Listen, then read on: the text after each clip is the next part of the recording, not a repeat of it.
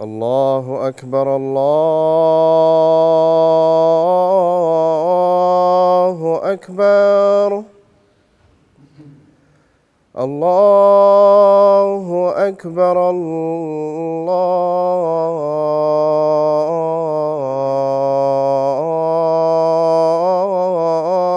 الله أكبر. أشهد أن لا إله إلا الله.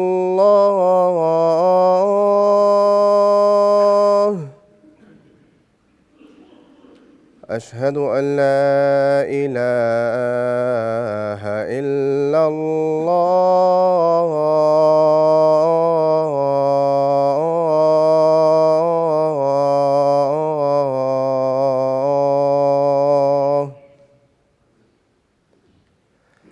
أشهد أن محمدًا رسول الله.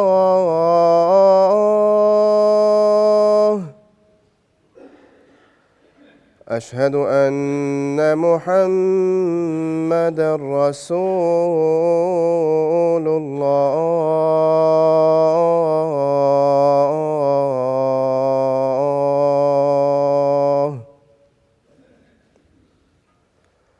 حي على الصلاة.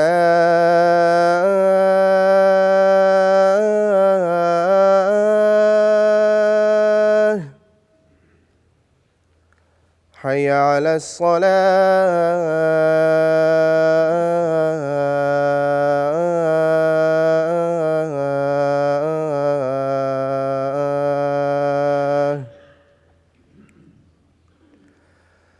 حي على الفلاح.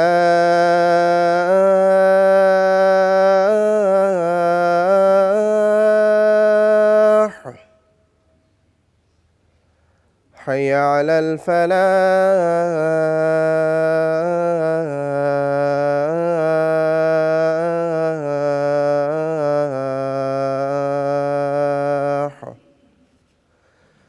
الله أكبر الله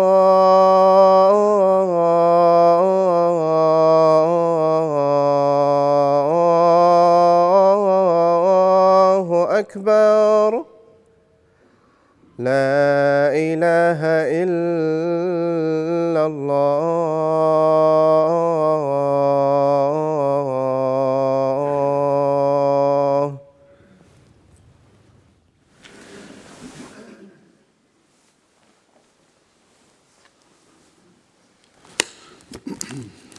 السلام عليكم ورحمة الله.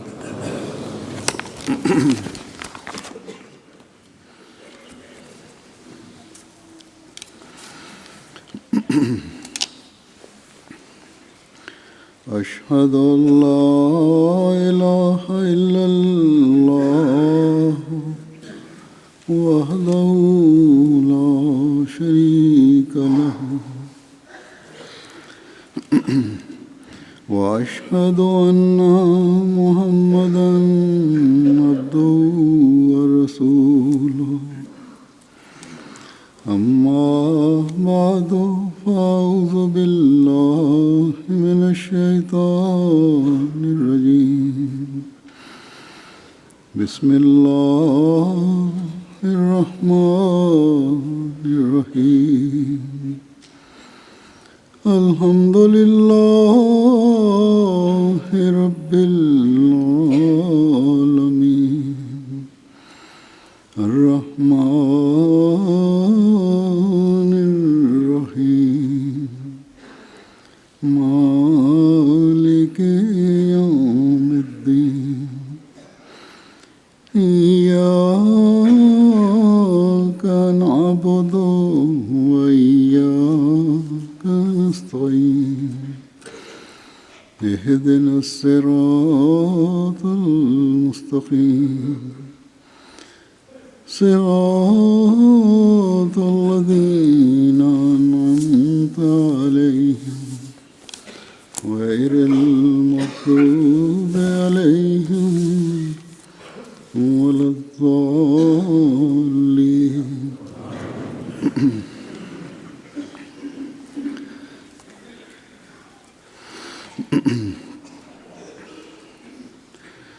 اس وقت میں حضرت مسیح موعود علیہ الصلوۃ والسلام کے چند اقتباسات پیش کروں گا، جن میں آپ نے اللہ تعالیٰ کے بارے میں بتایا کہ اللہ تعالیٰ کی کیا حقیقت ہے، اس کا مرتبہ کیا ہے، اس کے سب طاقتوں کے مالک اور واحد و یگانہ ہونے کا مقام ہے، نیز یہ بھی کہ وہی ہے جو تمام مخلوق کا خالق ہے، ہر چیز کو فنا ہے اور اس کو فنا نہیں۔ آپ نے یہ بیان فرمایا کہ اس کائنات کے خدا تک پہنچنے کا ذریعہ اب صرف حضرت صلی اللہ علیہ وسلم کی ذات ہے۔ آپ صلی اللہ علیہ وسلم کے ذریعے ہی خدا تک پہنچا جا سکتا ہے، جس کا حسن و احسان میں کوئی ثانی نہیں۔ آپ نے بتایا کہ خدا تعالیٰ کی قدرتوں کو دیکھنے کے لیے اس کی طرف خالص ہو کر جھکنا ضروری ہے، اس کے آگے خالص ہو کر جھکنا ضروری ہے، اس کی عبادت بجا لانا ضروری ہے۔ پھر خدا تعالیٰ اگر ایسی حالت ہوتی ہے انسان کی تو پھر دوڑ کر خدا تعالیٰ انسان کو گلے لگاتا ہے اور اس پر اپنے فضلوں کی بارش برساتا ہے۔ بس آپ نے بڑے درد سے فرمایا کہ ایسے خدا سے تعلق جوڑو تاکہ اپنی دنیا و آخرت سنوارنے والے بن سکو۔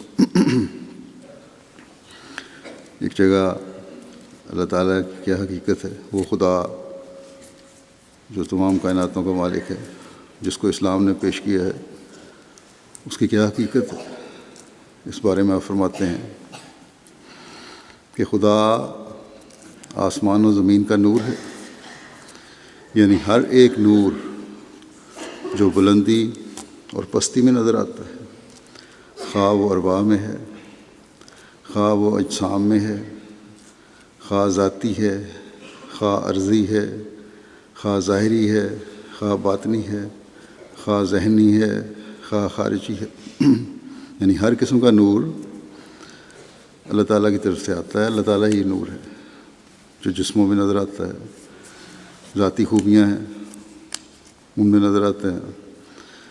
اللہ تعالیٰ کی طرف سے بعض خاص آدمیوں کو دی گئی خوبیاں ہیں ان میں نظر آتی ہیں، ظاہری خوبیاں ہیں یا چھپی ہوئی خوبیاں ہیں،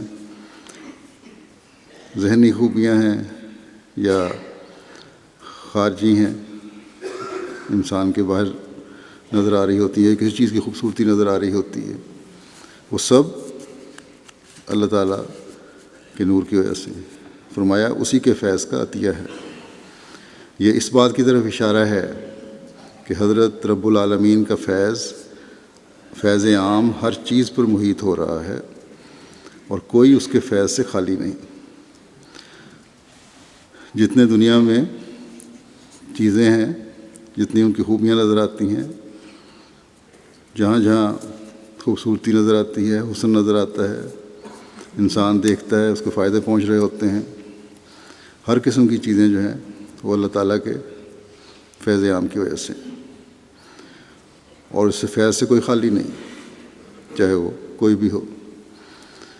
فرمایا کہ وہی تمام فیوز کا مبدا ہے اور تمام انوار کا علت العلل اور تمام رحمتوں کا سرچشمہ ہے۔ اسی سے تمام فیض پھوٹتے ہیں، اسی سے وہی تمام نوروں کا سبب اور ذریعہ ہے، وہی ہے جہاں سے رحمتوں کے چشمے پھوٹتے ہیں، اسی کی ہستی حقیقی تمام عالم کی اسی کی ہستی حقیقی تمام عالم کی قیوم اور تمام زیر و زبر کی پناہ ہے، یعنی تمام دنیا کے قائم رکھنے کے لیے، اور جو بھی اس میں شکست و ریخت ہو رہی ہے یا جو بھی تبدیلیاں پیدا ہو رہی ہیں وہ اسی کی طرف لوٹتی ہیں۔ وہی ہے جس نے ہر ایک چیز کو ظلمت خانہ عدم سے باہر نکالا، جو اندھیروں میں پڑی ہوئی چیزیں تھیں ان کو باہر نکالا اور خلت وجود بخشا۔ بجوز اس کے کوئی ایسا وجود نہیں ہے کہ جو فی حد ذاتے ہی واجب اور قدیم ہو، جو اس کے علاوہ کوئی ہستی نہیں ہے، کوئی وجود نہیں جو اپنی ذات میں اس بات کا حقدار ٹھہرتا ہو اور ہمیشہ سے ہو، یا اس سے مستفیض نہ ہو، بلکہ خاک اور افلاک اور انسان اور حیوان اور شجر اور حجر اور شجر اور روح اور جسم سب اسی کے فیضان سے وجود پذیر ہیں۔ یہ دنیا، ہماری دنیا بھی، آسمان بھی، انسان بھی، حیوان بھی، پتھر بھی، درخت بھی، روح، جسم، ہر چیز جو ہے وہ اللہ تعالیٰ کے فیض سے ہی وجود میں ہے۔ پھر اللہ تعالیٰ کے واحد اور لا شریک ہونے کے بارے میں وضاحت فرماتے ہوئے حضرت اقدس مسیح موعود فرماتے ہیں کہ شرکت از روئے حسر عقلی 4 قسم پر ہے۔ کبھی شرکت عدد میں ہوتی ہے، کبھی مرتبے میں، کبھی نسب میں، کبھی فعل میں اور تاثیر میں۔ سو اس صورت میں ان 4 قسموں کی، یعنی سورہ اخلاص میں ان 4 قسموں کی شرکت سے خدا کا پاک ہونا بیان فرمایا اور کھول کر بتلا دیا کہ وہ اپنے عدد میں ایک ہے، 2 یا 3 نہیں، اور وہ صمد ہے، یعنی اپنے مرتبہ وجوب اور محتاج الہ ہونے میں منفرد اور یگانہ ہے، اور بجوز اس کے تمام چیزیں ممکن الوجود اور خالق الذات ہیں۔ یہ بعض الفاظ مشکل آئے گا، اگر میں تھوڑا سا مختصراً ان کی وضاحت کر دوں گا۔ فرمایا کہ جو اس کی طرف ہر دم محتاج ہیں، اور وہ لم یلد ہے، یعنی اس کا کوئی بیٹا نہیں تا بوجہ بیٹا ہونے کے اس کا شریک ٹھہر جائے، اور وہ لم یولد ہے، یعنی اس کا کوئی باپ نہیں تا بوجہ باپ ہونے کے اس کا کوئی شریک بن جائے، اور وہ لم یکن لہ کفوا ہے، یعنی اس کے کام میں کوئی اس سے برابری کرنے والا نہیں تا باعتبار فعل کے اس کا کوئی شریک قرار پاوے۔ سو اس طور سے ظاہر فرما دیا کہ خدا تعالیٰ 4 قسم کی شرکت سے پاک اور منزہ ہے اور وحدہ لا شریک ہے۔ فرمایا آپ نے اس میں کہ شرکت یا شریک ہونا عقل کی روح سے 4 قسم پر منحصر ہے، یعنی تعداد میں۔ ایک تو شرکت ہو سکتی ہے کوئی کسی کا شریک ہو سکتا ہے جب تعداد میں کے مطابق ہو، 1 2 3 4 5 ہوں۔ دوسرے مرتبہ اور مقام میں، تیسرے نسب یا خاندان میں، چوتھے کسی کام کے کرنے کی طاقت میں اور اس کے اثرات قائم کرنے میں۔ فرمایا کہ اللہ تعالیٰ ان 4 قسم کے شرک سے پاک ہے۔ یہاں کھول کر بتا دیا اس صورت میں اللہ تعالیٰ نے کہ وہ احد ہے، وہ اپنے عدد میں ایک ہے، 2 3 4 نہیں، نہ اس کے مطابق برابر کوئی ہو سکتا ہے۔ وہ صمد ہے، یعنی وہی ہے جس کی ضرورت ہر وقت مخلوق کو ہے۔ جب بھی اس کی کسی چیز کی احتیاج ہو، کسی چیز کی ضرورت ہو، تو اسی کی طرف جایا جاتا ہے اور جایا جانا چاہیے۔ یا وہی ہے جو اس بات کا حقدار ہے کہ اس کی طرف جایا جائے، کوئی اور وجود ضرورت پوری کرنے والا کرنے کے لیے اس کا ہم پلہ نہیں ہے، اس کے برابر نہیں ہے۔ وجہ کیا ہے؟ برابر کیوں نہیں ہے کوئی وجود جو ضرورتیں پوری کر سکے؟ یہاں وجہ یہ بیان فرمائی آپ نے کہ اس کے علاوہ ہر چیز وجود میں آ سکتی ہے، لیکن خدا تعالیٰ ہمیشہ سے ایک ہی ہے اور رہے گا، اور پھر ہر چیز کو فنا ہے، ایک وقت میں ختم ہو جائے گی، ہلاک ہونے والی ہے۔ یعنی ہر وجود جو مخلوق ہے، جس کے ساتھ پیدائش بھی ہے اور فنا بھی ہے، لیکن خدا تعالیٰ ہمیشہ سے ہے اور ہمیشہ رہے گا۔ بس بوجہ پیدا ہونے اور ہلاک ہونے کے باقی مخلوق عارضی ہے، کچھ وقت کے لیے ہے، اور جو عارضی اور کچھ وقت کے لیے ہو وہ اپنی ضروریات کے تمام سامان مہیا نہیں کر سکتا، نہ کسی کو مہیا کروا سکتا ہے۔ بس جو تمام سامان مہیا نہ کر سکے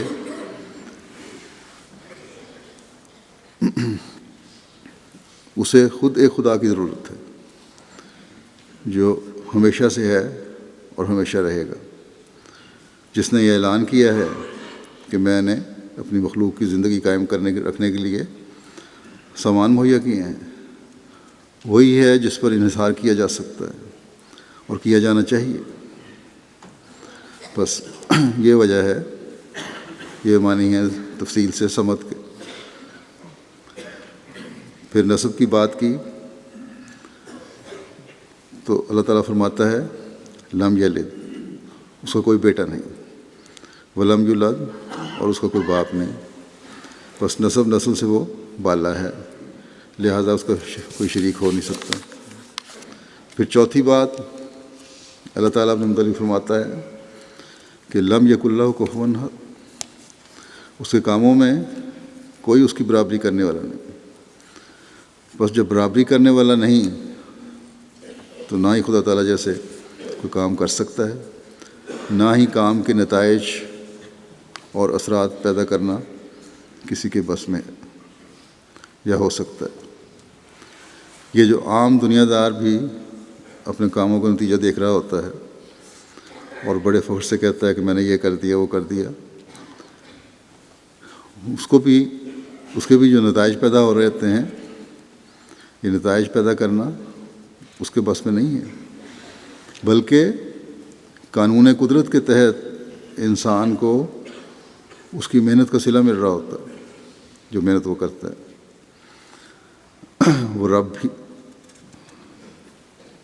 رب بھی ہے اور رحمان بھی ہے، اس کی ربوبیت اور رحمانیت کا فیض انسان کو مل رہا ہوتا ہے۔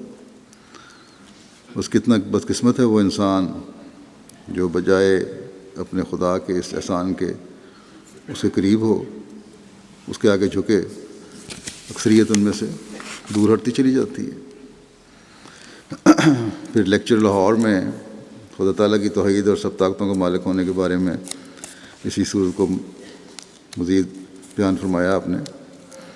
فرمایا کہ قرآن کریم میں ہمارا خدا اپنی خوبیوں کے بارے میں فرماتا ہے کہ قل هو اللہ احد اللہ الصمد لم یلد ولم یولد ولم یکن لہ کفوا احد، یعنی تمہارا خدا وہ خدا ہے جو اپنی ذات اور صفات میں واحد ہے، نہ کوئی ذات اس کی ذات جیسی ازلی اور ابدی ہے، نہ کسی چیز کے صفات اس کی صفات کی مانند ہیں۔ انسان کا علم کسی معلم کا محتاج ہے، علم حاصل کرنے کے لیے کوئی علم سکھانے والے کی ضرورت ہے، اور پھر محدود ہے، جو بھی علم حاصل ہوگا وہ محدود ہوتا ہے، مگر اس کا علم، خدا تعالیٰ کا علم کسی معلم کا محتاج نہیں، اور بائیں ہمہ غیر محدود ہے اور ساتھ ساتھ غیر محدود بھی ہے۔ انسان کی شنوائی ہوا کی محتاج ہے، بغیر ہوا کے سن نہیں سکتے اور محدود ہے، مگر خدا کی شنوائی ذاتی طاقت سے ہے اور محدود نہیں۔ انسان کی بینائی سورج یا کسی دوسری روشنی کی محتاج ہے، اور پھر محدود ہے، ایک حد تک دیکھ سکتا ہے انسان، مگر خدا کی بینائی ذاتی روشنی سے ہے اور غیر محدود ہے۔ ایسا ہی انسان کی پیدا کرنے کی قدرت کسی مادے کی محتاج ہے اور نیز وقت کی محتاج ہے اور پھر محدود ہے، لیکن خدا کی پیدا کرنے کی قدرت نہ کسی مادے کی محتاج ہے، نہ کسی وقت کی محتاج ہے اور غیر محدود ہے، کیونکہ اس کی تمام صفات بے مثل و مانند ہیں، اور جیسے کہ اس کی کوئی مثل نہیں، اس کی صفات کی بھی کوئی مثل نہیں۔ اگر ایک صفت میں وہ ناقص ہو تو پھر تمام صفات میں ناقص ہوگا، اس لیے اس کی توحید قائم نہیں ہو سکتی جب تک کہ وہ اپنی ذات کی طرح اپنی تمام صفات میں بے مثل و مانند نہ ہو۔ پھر اس سے آگے آپ فرماتے ہیں کہ اس سے آگے آیت ممدوحہ بالا کے یہ معنی ہیں کہ خدا نہ کسی کا بیٹا ہے اور نہ کوئی اس کا بیٹا، کیونکہ وہ غنی بالذات ہے، اس کو نہ باپ کی حاجت ہے اور نہ بیٹے کی۔ یہ توحید ہے جو قرآن شریف نے سکھلائی ہے، جو مدار ایمان ہے، اس پر ایمان کا مدار ہے۔ پھر خدا تعالیٰ کی وحدانیت کی عقلی دلیل دیتے ہوئے آپ قرآن شریف کی ایک آیت سے ہی استنباط کرتے ہوئے فرماتے ہیں، بیان کرتے ہوئے فرماتے ہیں کہ پھر بعد اس کے وحدہ لا شریک ہونے پر ایک عقلی دلیل بیان فرمائی اور کہا لو کانا فیہما الہۃ الا اللہ لفسدنا۔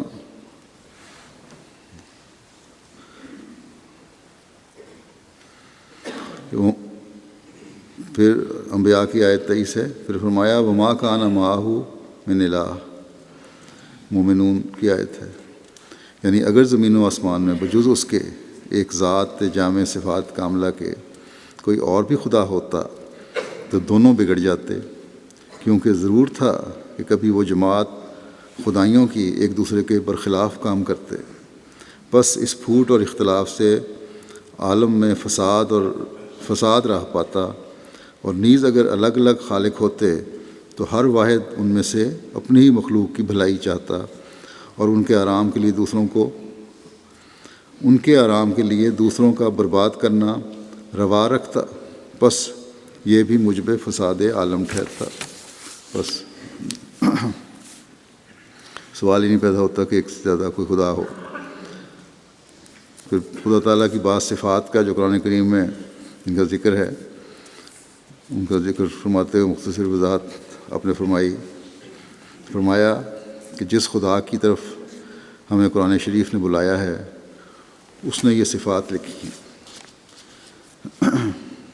هو اللہ الذی لا الہ الا هو عالم الغیب والشہادۃ هو الرحمن الرحیم مالک یوم الدین الملک القدوس السلام المؤمن المہیمن العزیز الجبار المتکبر هو اللہ الخالق البارئ المصور لہ الاسماء الحسنی یسبح لہ ما فی السماوات والارض وہو العزیز الحکیم علی کل شیء قدیر رب العالمین الرحمن الرحیم مالک یوم الدین اجیب دعوت الداعی اذا دعان الحی القیوم قل هو اللہ احد اللہ الصمد لم یلد ولم یولد ولم یکن لہ کفوا احد، یعنی وہ خدا جو واحد لا شریک ہے، جس کے سوا کوئی بھی پرستش اور فرمانبرداری کے لائق نہیں ہے۔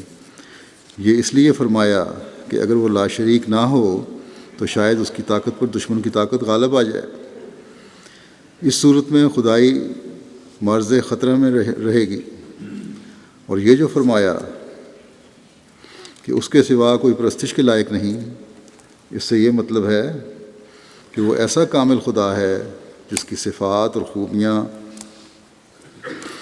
اور کمالات ایسے اعلیٰ اور بلند ہیں کہ اگر موجودات میں سے بوجہ صفات کاملہ کے ایک خدا کا انتخاب کرنا چاہیں یا دل میں عمدہ سے عمدہ اور اعلیٰ سے اعلیٰ خدا کی صفات فرض کریں تو وہ سب سے اعلیٰ جس سے بڑھ کر کوئی اعلیٰ نہیں ہو سکتا وہی خدا ہے جس کی پرستش میں ادنا کو شریک کرنا ظلم ہے۔ جہاں تک بھی سوچ پہنچ سکتی ہے اعلیٰ سے اعلیٰ کی، وہ خدا ہے، اور اس کے ساتھ پھر کسی ادنا کو شریک نہیں ٹھہرایا جا سکتا۔ پھر فرمایا کہ عالم الغیب ہے، یعنی اپنی ذات کو آپ ہی جانتا ہے، اس کی ذات پر کوئی احاطہ نہیں کر سکتا۔ ہم آفتاب اور ماہتاب اور ہر ایک مخلوق کا سراپا دیکھ سکتے ہیں، مگر خدا کا سراپا دیکھنے سے قاصر ہیں۔ ہر چیز کو ہم دیکھ سکتے ہیں، لیکن خدا کو جسمانی صورت میں نہیں دیکھ سکتے۔ پھر فرمایا کہ وہ عالم الشہادہ ہے، یعنی کوئی چیز اس کی نظر سے پردہ میں نہیں ہے۔ یہ جائز نہیں کہ وہ خدا کہلا کر پھر علم اشیاء سے غافل ہو۔ وہ اس عالم کے ذرے ذرے پر اپنی نظر رکھتا ہے، لیکن انسان نہیں رکھ سکتا۔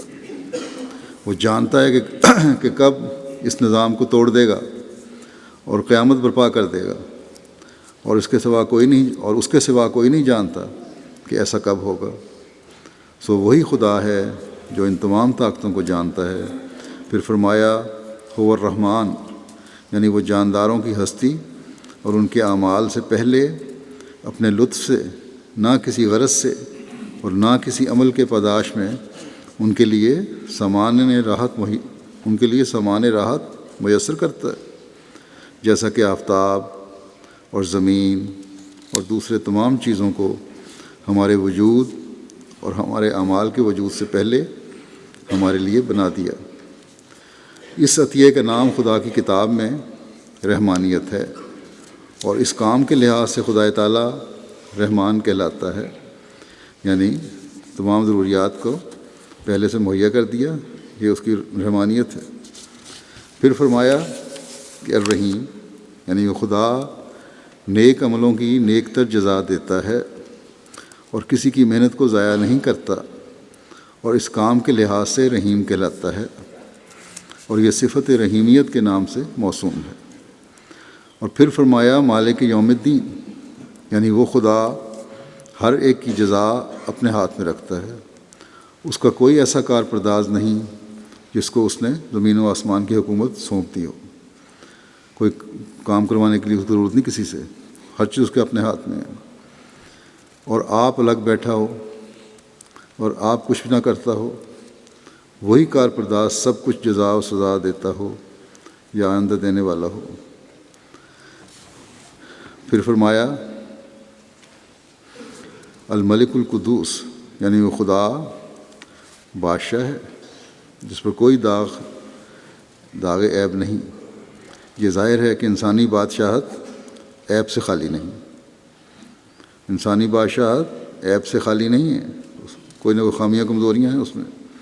اگر مثلا تمام رعیت جلا وطن ہو کر دوسرے ملک کی طرف بھاگ جاوے تو پھر بادشاہی قائم نہیں رہ سکتی، یا اگر مثلا تمام رعیت قحط زدہ ہو جائے، رعایا قحط زدہ ہو جائے، تو پھر خراج شاہی کہاں سے آئے گا؟ جو اس سے ٹیکس وصول کیا جا سکتا ہے وہ کہاں سے آئے گا؟ اگر رعیت کے لوگ اس سے بحث شروع کر دیں کہ تجھ میں ہم سے زیادہ کیا ہے، تو وہ کون سی لیاقت اپنی ثابت کرے گا؟ بادشاہ سے کے مقابلے پہ اگر رعایا کھڑی ہو جائے تو کیا ثابت کرے؟ آج کل دنیا میں ملکوں میں اب دیکھ لیں یہی کچھ ہو رہا ہے، فتنہ فساد، حکومتوں اور رعایا کی جنگیں ہو رہی ہیں۔ پس فرمایا کہ خدا تعالیٰ کی بادشاہی ایسی نہیں ہے، وہ ایک دم میں تمام ملک کو فنا کر کے اور مخلوقات پیدا کر سکتا ہے۔ اگر وہ ایسا خالق اور قادر نہ ہوتا تو پھر بجوز ظلم کے اس کی بادشاہت چل نہ سکتی، کیونکہ وہ دنیا کو ایک مرتبہ معافی اور نجات دے کر پھر دوسری دنیا کہاں سے لاتا؟ کیا نجات یافتہ لوگوں کو دنیا میں بھیجنے کے لیے پھر پکڑتا اور ظلم کی راہ سے اپنی معافی اور نجات دہی کو واپس لیتا؟ تو اس صورت میں اس کی خدائی میں فرق آتا۔ یہ لوگوں کا جو نظریہ ہے نا کہ معافی کی اور پھر بھیجا۔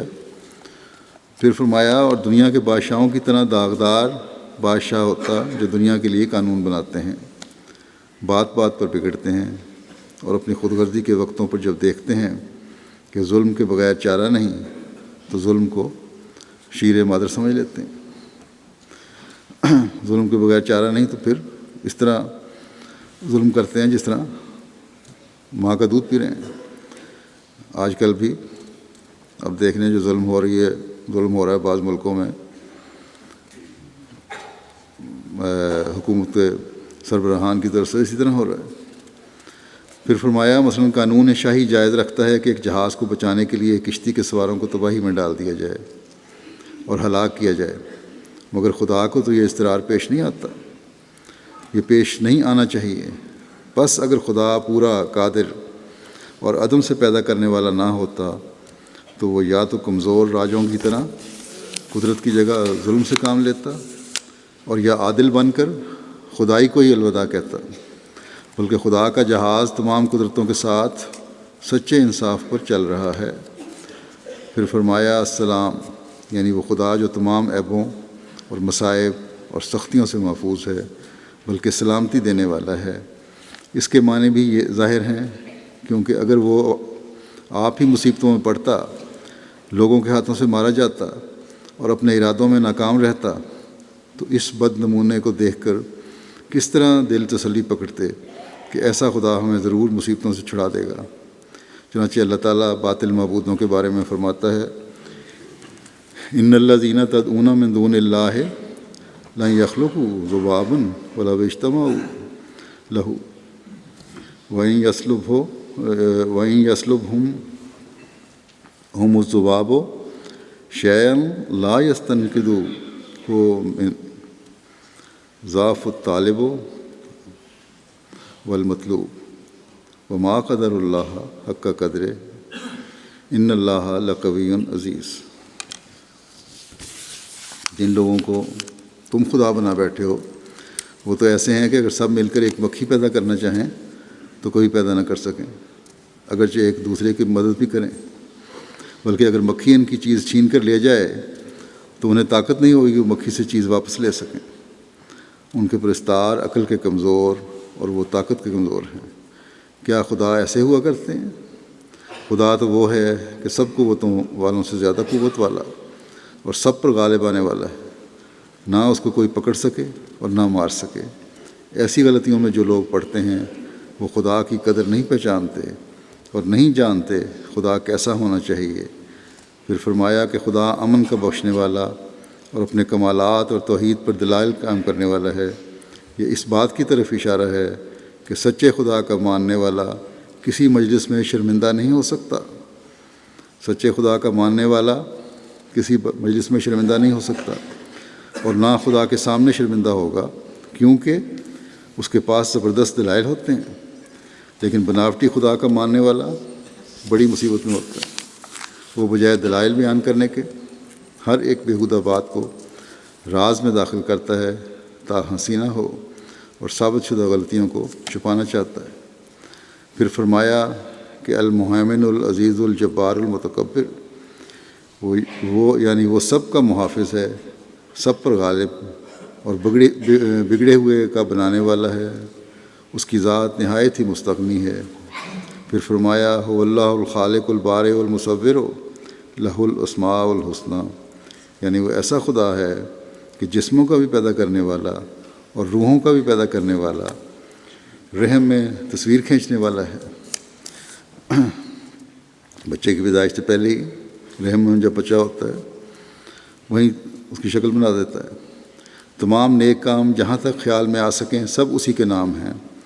اور پھر فرمایا یسبح لہ ما فی السماوات والارض وہو العزیز الحکیم، یعنی آسمان کے لوگ بھی اس کے نام کو پاکی سے یاد کرتے ہیں اور زمین کے لوگ بھی۔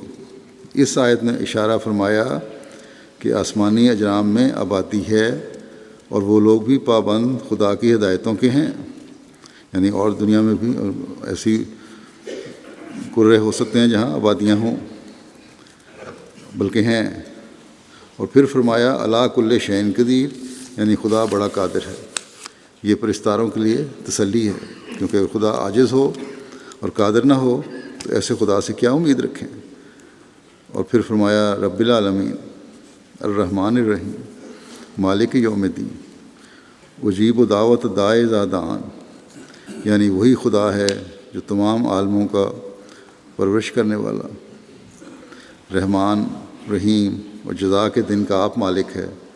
اس اختیار کو کسی کے ہاتھ میں نہیں دیا، ہر ایک پکارنے والے کی پکار کو سننے والا اور جواب دینے والا، یعنی دعاؤں کا قبول کرنے والا۔ اور پھر فرمایا الحی القیوم، یعنی ہمیشہ رہنے والا اور تمام جانوں کی جان اور سب کے وجود کا سہارا۔ یہ اس لیے کہ وہ ازلی ابدی نہ ہو تو اس کی زندگی کے بارے میں بھی دھڑکا رہے گا کہ شاید ہم سے پہلے فوت نہ ہو جائے۔ اور پھر فرمایا کہ وہ خدا اکیلا خدا ہے، نہ وہ کسی کا بیٹا اور نہ کوئی اس کا بیٹا اور نہ کوئی اس کے برابر اور نہ کوئی اس کا ہم جنس۔ پھر آپ فرماتے ہیں مذہب اسلام کے تمام احکام کی اصل غرض یہی ہے کہ وہ حقیقت جو لفظ اسلام میں مخفی ہے اس تک پہنچایا جائے۔ اسی غرض کے لحاظ سے قرآن شریف میں ایسی تعلیمیں ہیں کہ جو خدا کو پیارا بنانے کے لیے کوشش کر رہی ہیں، کہیں اس کے حسن و جمال کو دکھاتی ہیں، کہیں اس کے احسانوں کو یاد دلاتی ہیں، کیونکہ کسی کی محبت یا تو حسن کے ذریعے سے دل میں بیٹھتی ہے اور یا احسان کے ذریعے سے۔ چنانچہ لکھا ہے کہ خدا اپنی تمام خوبیوں کے لحاظ سے واحد لا شریک ہے، کوئی بھی اس میں نقص نہیں۔ وہ مجمع ہے تمام صفات کے کاملہ کا، تمام صفات اس میں جمع ہیں کامل طور پر، اور مظہر ہے تمام پاک قدرتوں کا، ہر پاک قدرت کا اظہار اس سے ہو رہے ہوتے ہیں، اور مبدا ہے تمام مخلوق کا، ہر چیز جو پیدا کرنے والا وہی ہے، اور سرچشمہ ہے تمام فیضوں کا، تمام فیض اسی سے ملتے ہیں، اور مالک ہے تمام جزا سزا کا، اور مرجع ہے تمام امور کا، تمام کام جو ہیں، تمام اعمال جو ہیں اسی کی طرف لوٹنے والے ہیں، اور نزدیک ہے باوجود دوری کے، اور دور ہے باوجود نزدیکی کے، وہ سب سے اوپر ہے مگر نہیں کہہ سکتے کہ اس کے نیچے کوئی اور بھی ہے، اور یعنی کہ اتنا وہ قریب ہے، اور سب چیزوں سے زیادہ پوشیدہ ہے مگر نہیں کہہ سکتے کہ اس سے کوئی زیادہ ظاہر ہے۔ وہ زندہ ہے اپنی ذات سے، اور ہر ایک چیز اس کے ساتھ زندہ ہے۔ حی اور ہے کا مطلب یہی ہے کہ زندہ بھی ہے اور زندہ رکھنے والا بھی ہے۔ وہ قائم ہے اپنی ذات سے، اور ہر ایک چیز اس کے ساتھ قائم ہے۔ اس نے ہر یک چیز کو اٹھا رکھا ہے، اور کوئی چیز نہیں جس نے اس کو اٹھا رکھا ہو، یعنی ہر چیز کا انحصار اللہ تعالیٰ کی ذات پر ہی ہے۔ کوئی چیز نہیں جو اس کے بغیر خود بخود پیدا ہوئی ہے یا اس کے بغیر خود بخود جی سکتی ہے۔ وہ ہر یک چیز پر محیط ہے مگر نہیں کہہ سکتے کہ کیسا احاطہ ہے۔ وہ آسمان اور زمین کی ہر یک چیز کا نور ہے، اور ہر یک نور اسی کے ہاتھ سے چمکا اور اسی کی ذات کا پرتاؤ ہے۔ وہ تمام عالموں کا پروردگار ہے، کوئی روح نہیں جو اس سے پرورش نہ پاتی ہو اور خود بخود ہو، کسی روح کی کوئی قوت نہیں جو اس سے نہ ملی ہو اور خود بخود ہو۔ اور اس کی رحمتیں دو قسم کی ہیں، ایک وہ جو بغیر سبقت عمل کسی عامل کے قدیم سے ظہور پذیر ہیں، جیسا کہ زمین اور آسمان اور سورج اور چاند اور ستارے اور پانی اور آگ اور ہوا اور تمام ذرات اس عالم کے جو ہمارے آرام کے لیے بنائے گئے ہیں۔ ایسا ہی جن چیزوں کی ہمیں ضرورت تھی وہ تمام چیزیں ہماری پیدائش سے پہلے ہی ہمارے لیے مہیا کی گئیں، اور یہ سب اس وقت کیا گیا جب کہ ہم خود موجود نہ تھے، نہ ہمارا کوئی عمل تھا۔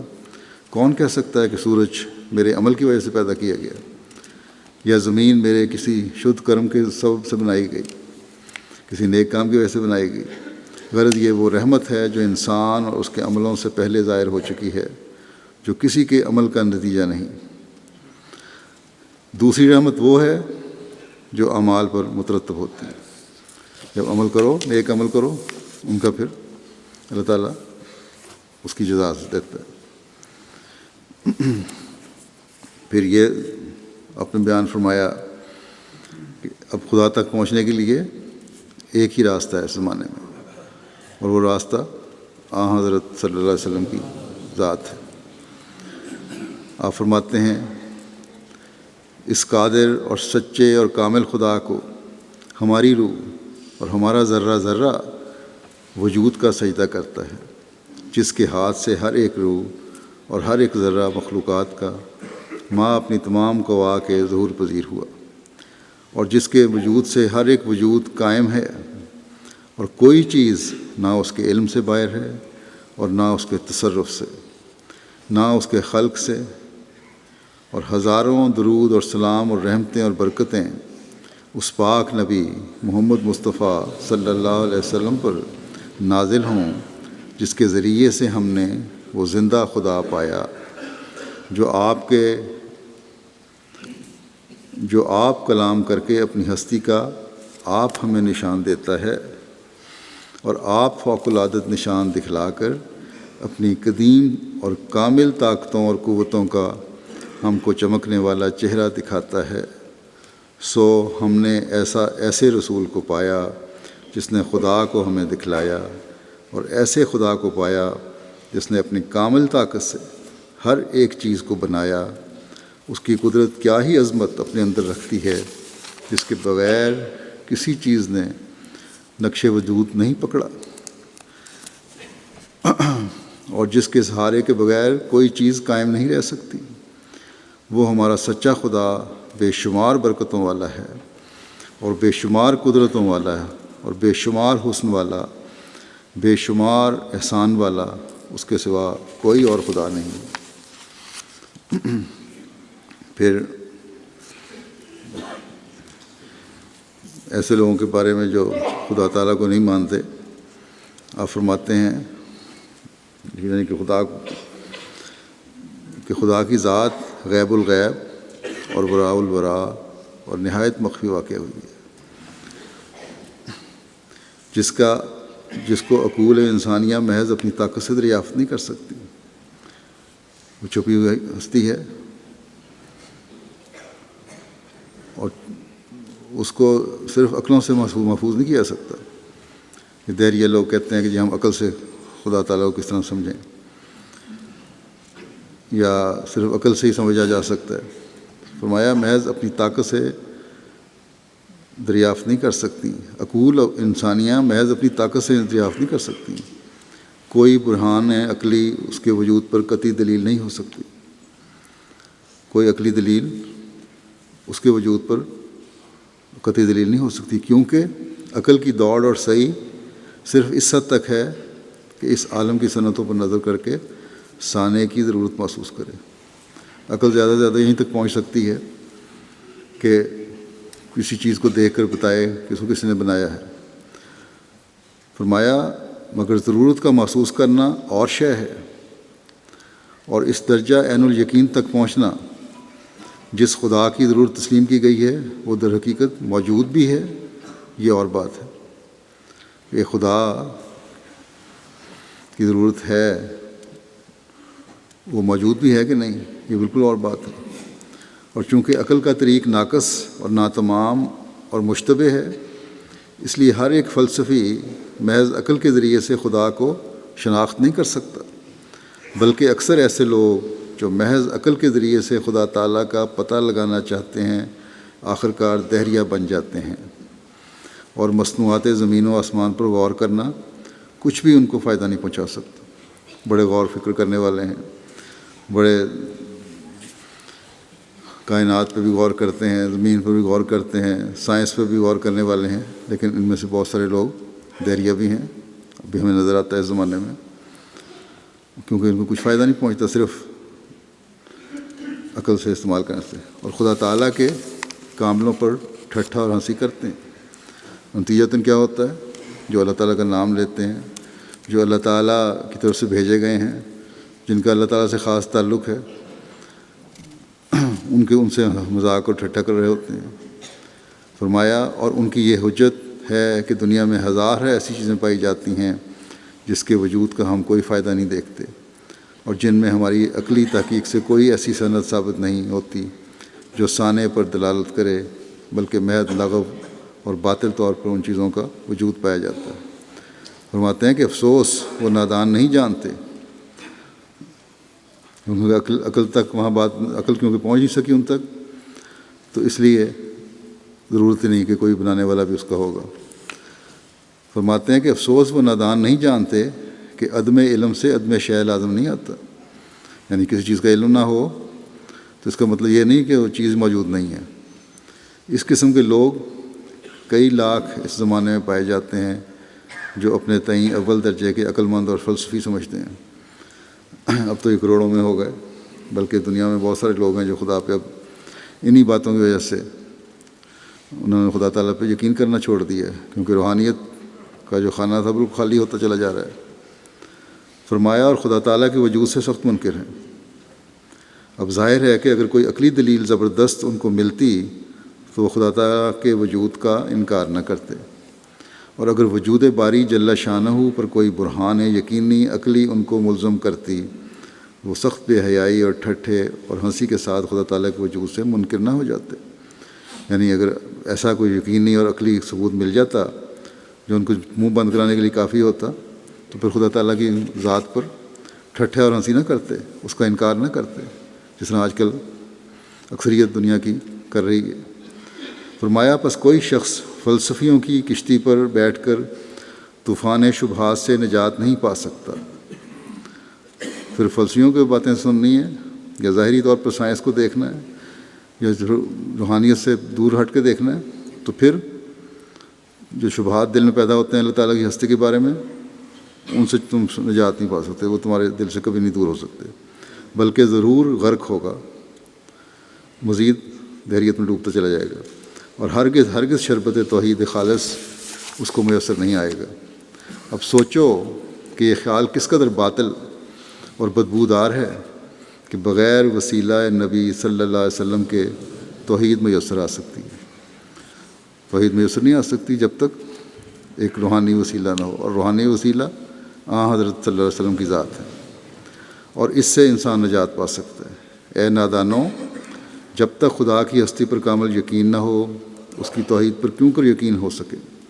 بس یقیناً سمجھو کہ توحید یقینی محض نبی کے ذریعے سے ہی مل سکتی ہے، جیسا کہ ہمارے نبی صلی اللہ علیہ وسلم نے عرب کے دہریوں اور بد مذہبوں کو ہزارہا آسمانی نشان دکھلا کر خدا تعالیٰ کے وجود کا قائل کر دیا، اور اب تک حضرت صلی اللہ علیہ وسلم کی سچی اور کامل پیروی کرنے والے ان نشانوں کو دہریوں کے سامنے پیش کرتے ہیں۔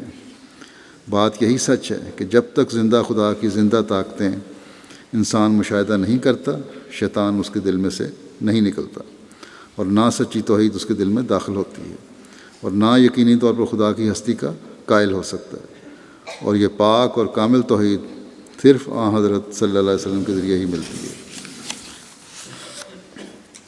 پھر خدا کے وجود پر یقین دلوانے کے لیے ایسا یقین جو انسان کی توجہ صرف اور صرف خدا تعالیٰ کی طرف ہر معاملے میں رکھے۔ آپ فرماتے ہیں، بڑے درد سے فرماتے ہیں کہ ہمارے خدا میں بے شمار عجائبات ہیں، مگر وہی دیکھتے ہیں جو صدق اور وفا سے اس کے ہو گئے ہیں۔ وہ غیروں پر جو اس کی قدرتوں پر یقین نہیں رکھتے اور اس کے صادق وفادار نہیں ہیں، وہ عجائبات ظاہر نہیں کرتا۔ کیا بدبخت وہ انسان ہے جس کو اب تک یہ پتہ نہیں کہ اس کا ایک خدا ہے جو ہر ایک چیز پر قادر ہے۔ ہمارا بہشت ہمارا خدا ہے، ہماری اعلیٰ لذات ہمارے خدا میں ہیں، کیونکہ ہم نے اس کو دیکھا اور ہر ایک خوبصورتی اس میں پائی۔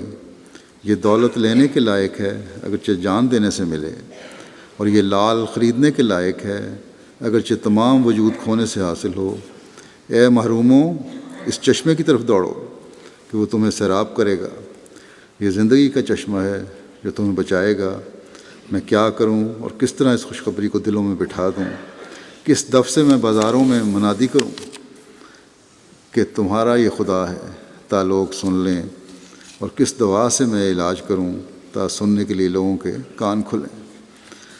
اللہ تعالیٰ ہمیں توفیق دے کہ ہم اس زندہ خدا کا پیغام اس زمانے کے امام اور حضرت صلی اللہ علیہ وسلم کے عاشق صادق کی اتباع میں دنیا کو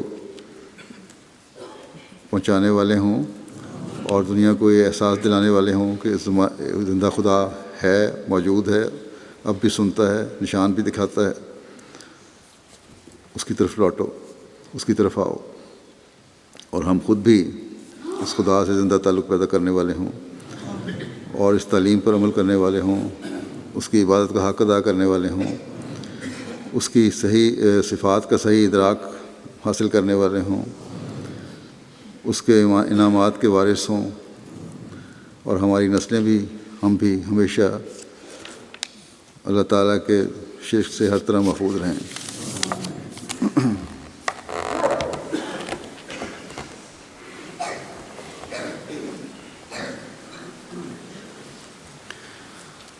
अल्हम्दुलिल्लाह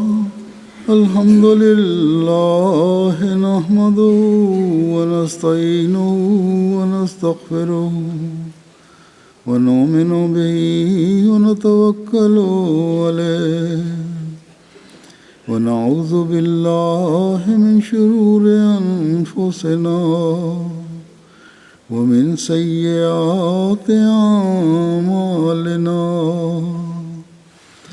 मन यहदिहिल्लाहु फला मुदिल्ल लहु व मन युद्लिल्हु फला हादिय लहु व नशहदु अन ला इलाहा इल्लल्लाह व नशहदु अन्ना मुहम्मदन अब्दुहु व रसूलुहु।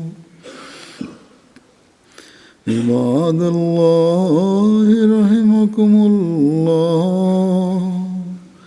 इन्नल्लाहा यअमुरु बिल अदलि वल इहसानि व इताइ ज़िल क़ुर्बा व यन्हा अनिल फ़हशाइ वल मुनकरि वल बग़य यइज़ुकुम लअल्लकुम तज़क्करून। उज़्कुरुल्लाह यज़्कुरुकुम वदऊहु यस्तजिब लकुम व लज़िक्रुल्लाहि अकबर।